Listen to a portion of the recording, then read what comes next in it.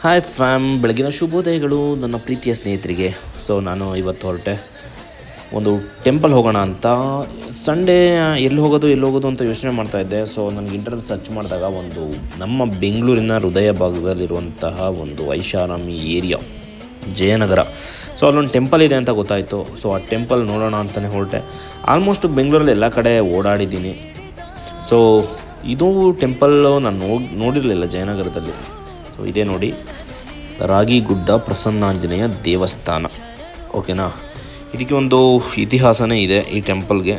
So ಅದನ್ನು ಕೂಡ ಹೇಳ್ತೀನಿ ಕೇಳಿ. ಮೊದಲನೇದಾಗಿ ಗಾಡಿನ ಒಂದು ಕಡೆ ನೀಟಾಗಿ ಪಾರ್ಕ್ ಮಾಡಿ ನಾನು ಹೊರಟೆ ದೇವಸ್ಥಾನದ ಎಂಟ್ರೆನ್ಸ್ ಕಡೆ.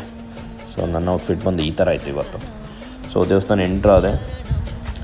ಸೊ ಒಳಗೆ ಹೋದರೆ ಇದು ಟೈಮಿಂಗ್ಸ್ ಬಂದು ಬೆಳಗ್ಗೆ 8 ಗಂಟೆಯಿಂದ 1 ಗಂಟೆ ತನಕ ಅಷ್ಟೇ, ಮತ್ತು ಸಂಜೆ 5 ಗಂಟೆಗೆ ಓಪನ್ ಆಗುತ್ತೆ. ಸೊ ನಾನು ಫಸ್ಟ್ ಹಾಫೇ ಬಂದೆ, ಅಂದರೆ ಮಾರ್ನಿಂಗೇ ಬಂದೆ.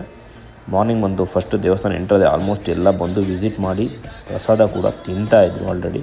ಸೊ ನಾನು ಅವಾಗಷ್ಟೇ ಎಂಟ್ರಾದೆ, ಒಂದು 10 ಗಂಟೆನೋ 11 ಗಂಟೆನೋ ಆಗಿರಬೇಕು ಆ ಟೈಮಲ್ಲಿ ಎಂಟ್ರಾದೆ. ಸೊ ಫಸ್ಟ್ ಹೋದ ತಕ್ಷಣ ನಮಗೆ ಕಾಣಿಸಿದ್ದು ಒಂದು ಮಹಾಗಣಪತಿ ಫಸ್ಟ್ ನಮಗೆ ಕಾಣಿಸಿದ್ದು.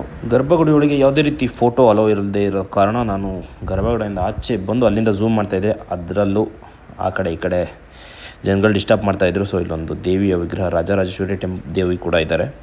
ಸೊ ಅದು ಮುಗಿಸ್ಕೊಂಡು ಸೀದಾ ಹೋಗಿದ್ದೆ ರಾಗಿಗುಡ್ಡ. ಇದರ ಇತಿಹಾಸ ಹೇಳ್ತೀನಿ ಅಂತ ಹೇಳಿಬಿಟ್ಟು ನಿಲ್ಲಿಸಿದ್ದೆ ಗೆಳೆಯರೆ. ಏನಂದರೆ ಇದು ಬಂದು ಒಬ್ಬ ಭಿಕ್ಷುಕ ಅತ್ತೆ ಹಾಗೂ ಸೊಸೆ ಸ್ಟೋರಿ.